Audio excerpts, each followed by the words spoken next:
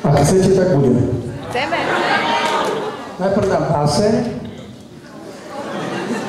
Prvý poslednú jedinú.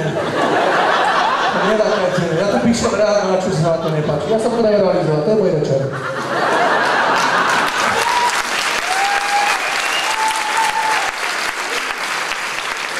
Už sme na konci.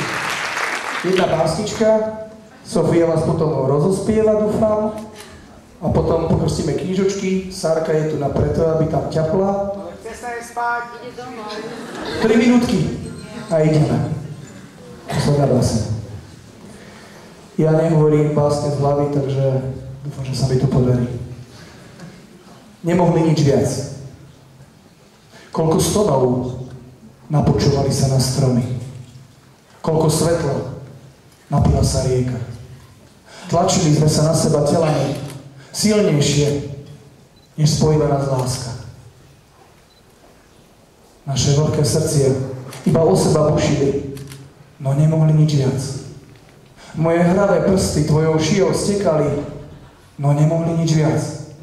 Tvoje krásne oči rosu lásky rodili, no nemohli nič viac.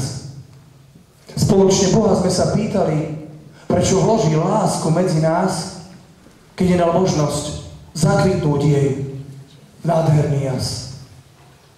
Nad ránom, s plačom a s úctou sme sa lúčili. Možno o rok, ďalší život, tak ahoj, niekedy pri rieke zas. Ľudia ma nazývajú slnkom, ale toto budú musieť pochopiť. Zajtra jednoducho nevíde.